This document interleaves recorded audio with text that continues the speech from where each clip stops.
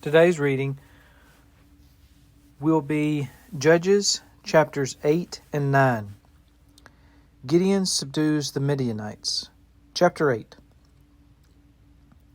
Now the men of Ephraim said to him, "Why have you done this to us by not calling us when you went to fight with the Midianites?" And they reprimanded him sharply.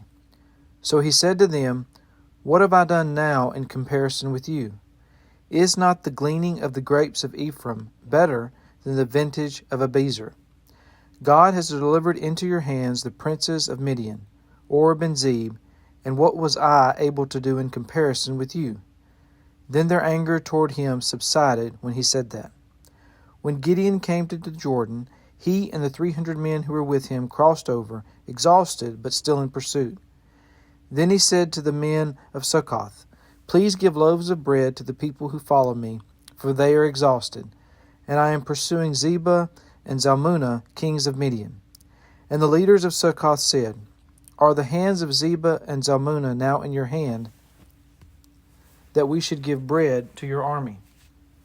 So Gideon said, "For this cause, when the Lord has delivered Zebah and Zalmunna into my hand, then I will tear your flesh with the thorns of the wilderness and with briars." Then he went up from there to Penuel and spoke to them in the same way. And the men of Penuel answered him as the men of Succoth had answered. So he also spoke to the men of Penuel, saying, "When I come back in peace, I will tear down this tower." Now Zebah and Zalmunna were at Karkor, and their armies were with them, about 15,000, all who were left of all the army of the people of the east. For 120,000 men who had drew the sword had fallen. Then Gideon went up by the road of those who dwell in tents on the east of Nobah and Jogbehah, and he attacked the army while the camp felt secure. When Zebah and Zalmunna fled, he pursued them, and he took the two kings of Midian, Zebah and Zalmunna, and routed the whole army.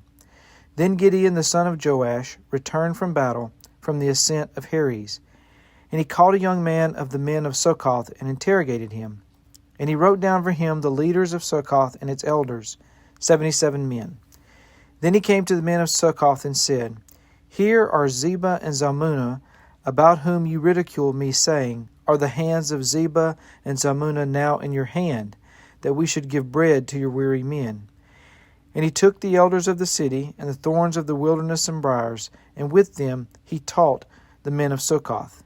Then he tore down the tower of Penuel, and killed the men of the city.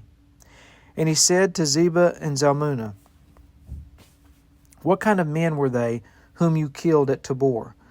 So they answered, "As you are, so were they. Each one resembled the son of a king." Then he said, "They were my brothers, the sons of my mother. As the Lord lives, if you had let them live, I would not kill you." And he said to Jether his firstborn, "Rise, kill them." But the youth would not draw his sword, for he was afraid, because he was still a youth. So Zebah and Zalmunna said, "Rise yourself and kill us, for as a man is, so is his strength." So Gideon arose and killed Zebah and Zalmunna, and took the crescent ornaments that were on their camels' necks. Then the men of Israel said to Gideon, "Rule over us, both you and your son, and your grandson also, for you have delivered us from the hand of Midian." But Gideon said to them, "I will not rule over you, nor shall my son rule over you. The Lord shall rule over you." Then Gideon said to them, "I would like to make a request of you, that each of you would give me the earrings from his plunder." For they had golden earrings, because they were Ishmaelites. So they answered, "We will gladly give them." And they spread out a garment, and each man threw into it the earrings from his plunder. Now the weight of the gold earrings that he requested was 1,700 shekels of gold, besides the crescent ornaments, pendants, and purple robes which were on the kings of Midian, and besides the chains that were around their camels' necks. Then Gideon made it into an ephod and set it up in his city, Orpha, and all Israel played the harlot with it there. It became a snare to Gideon and to his house. Thus Midian was subdued before the children of Israel, so that they lifted their heads no more. And the country was quiet for 40 years in the days of Gideon. Then Jerubbaal the son of Joash went and dwelt in his own house. Gideon had 70 sons who were his own offspring, for he had many wives. And his concubine who was in Shechem also bore him a son, whose name he called Abimelech. Now Gideon the son of Joash died at a good old age, and was buried in the tomb of Joash his father, in Ophrah of the Abiezrites. So it was, as soon as Gideon was dead, that the children of Israel again played the harlot with the Baals, and made Baal-berith their god. Thus the children of Israel did not remember the Lord their God, who had delivered them from the hands of all their enemies on every side. Nor did they show kindness to the house of Jerubbaal, Gideon, in accordance with the good he had done for Israel. Chapter 9. Then Abimelech, the son of Jerubbaal, went to Shechem to his mother's brothers, and spoke with them and with all the family of the house of this mother's father, saying, Please speak in the hearing of all the men of Shechem, which is better for you, that all 70 of the sons of Jerubbaal reign over you, or that one reign over you. Remember that I am your own flesh and bone. And his mother's brothers spoke all these words concerning him in the hearing of all the men of Shechem. And their heart was inclined to follow Abimelech, for they said, He is our brother.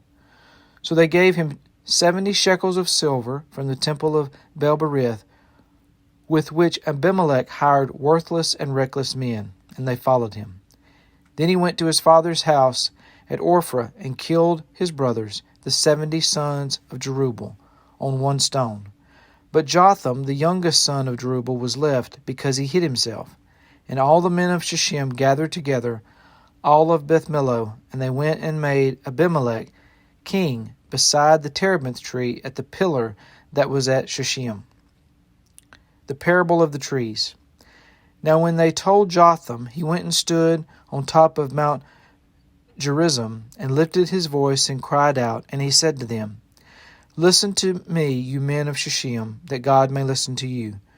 The trees once went forth to anoint a king over them, and they said to the olive tree, Reign over us. But the olive tree said to them, Should I cease giving my oil, with which they honor God and men, and go to sway over trees? Then the trees said to the fig tree, You come and reign over us. But the fig tree said to them, Should I cease my sweetness and my good fruit, and go to sway over trees? Then the trees said to the vine, You come and reign over us. But the vine said to them, Should I cease my new wine, with cheers, both God and men, and go to sway over trees? Then all the trees said to the bramble, You come and reign over us. And the bramble said to the trees, If in truth you anoint me as king over you, then come and take shelter in my shade. But if not, let fire come out of the bramble and devour the cedars of Lebanon. Now therefore, if you have acted in truth and sincerity in making Abimelech king, and if you have dwelt well with Jerubbaal and his house, and have done to him as he deserves, for my father fought for you, risked his life, and delivered you out of the hand of Midian. But you have risen up against my father's house this day, and killed his 70 sons on one stone, and made Abimelech, the son of his female servant, king over the men of Shechem, because he is your brother. If then you have acted in truth and sincerity with Jerubbaal and with his house this day, then rejoice in Abimelech, and let him also rejoice in you. But if not, let fire come from Abimelech, and devour the men of Shechem and Beth-millo, and let fire come from the men of Shechem and from Beth-millo, and devour Abimelech. And Jotham ran away and fled, and he went to Beer and dwelt there, for fear of Abimelech his brother. After Abimelech had reigned over Israel 3 years, God sent a spirit of ill will between Abimelech and the men of Shechem. And the men of Shechem dealt treacherously with Abimelech, that the crime done to the 70 sons of Jerubbaal might be settled, and their blood be laid on Abimelech their brother, who killed them, and on the men of Shechem, who aided him in the killing of his brothers. And the men of Shechem set men in ambush against him on the tops of the mountains, and they robbed all who passed by along that way, and it was told Abimelech. Now Gaal the son of Ebed came with his brothers and went over to Shechem, and the men of Shechem put their confidence in him. So they went out into the fields and gathered grapes from their vineyards, and they trod them and made merry. And they went into the house of their God, and ate and drank, and cursed Abimelech. Then Gaal the son of Ebed said, Who is Abimelech, and who is Shechem, that we should serve him? Is he not the son of Jerubbaal, and is not Zebul his officer? Serve the men of Hamor, the father of Shechem, but why should we serve him? If only this people were under my authority, then I would remove Abimelech. So he said to Abimelech, Increase your army and come out. When Zebul, the ruler of the city, heard the words of Gaal the son of Ebed, his anger was aroused. And he sent messengers to Abimelech secretly, saying, Take note, Gaal the son of Ebed and his brothers have come to Shechem, and here they are, fortifying the city against you. Now therefore get up by night, you and the people who are with you, and lie in wait in the field. And it shall be, as soon as the sun is up in the morning, that you shall rise early and rush upon the city. And when he and the people who are with him come out against you, you may then do to them as you find opportunity. So Abimelech and all the people who were with him rose by night, and they lay in wait against Shechem in 4 companies. When Gaal the son of Ebed went out and stood in the entrance to the city gate, Abimelech and the people who were with him rose from lying in wait. And when Gaal saw the people, he said to Zebul, Look, people are coming down from the tops of the mountains. But Zebul said to him, You see the shadows of the mountains as if they were men. So Gaal spoke again and said, See, people are coming down from the center of the land, and another company is coming from the diviner's terebinth tree. Then Zebul said to him, Where indeed is your mouth now, with which you said, Who is Abimelech, that we should serve him? Are not these the people whom you despised? Go out, if you will, and fight with them now. So Gaal went out, leading the men of Shechem, and fought with Abimelech. And Abimelech chased him, and he fled from him, and many fell wounded, to the very entrance of the gate. Then Abimelech dwelt at Arumah, and Zebul drove out Gaal and his brothers, so that they would not dwell in Shechem. And it came about on the next day that the people went out into the field, and they told Abimelech. So he took his people, divided them into 3 companies, and lay in wait in the field. And he looked, and there were the people coming out of the city, and he rose against them and attacked them. Then Abimelech and the company that was with him rushed forward and stood at the entrance of the gate of the city, and the other 2 companies rushed upon all who were in the fields and killed them. So Abimelech fought against the city all that day. He took the city and killed the people who were in it, and he demolished the city and sowed it with salt. Now when all the men of the tower of Shechem had heard that, they entered the stronghold of the temple of the god of Berith. And it was told Abimelech that all the men of the tower of Shechem were gathered together. Then Abimelech went up to Mount Zalmon, he and all the people who were with him. And Abimelech took an axe in his hand, and cut down a bow from the trees, and took it and laid it on his shoulder. Then he said to the people who were with him, What you have seen me do, make haste, and do as I have done. So each of the people likewise cut down his own bow, and followed Abimelech, put them against the stronghold, and set the stronghold on fire above them, so that all the people of the tower of Shechem died, about 1,000 men and women. Then Abimelech went to Thebez, and he encamped against Thebez and took it. But there was a strong tower in the city, and all the men and women, all the people of the city, fled there and shut themselves in. Then they went up to the top of the tower. So Abimelech came as far as the tower and fought against it. And he drew near the door of the tower to burn it with fire. But a certain woman dropped an upper millstone on Abimelech's head and crushed his skull.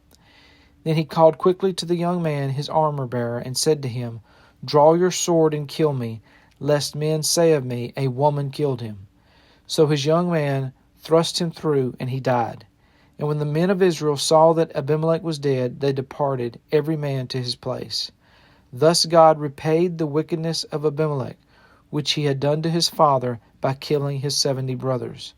And all the evil of the men of Shechem God returned to their own heads, and on them came the curse of Jotham the son of Jerubbaal.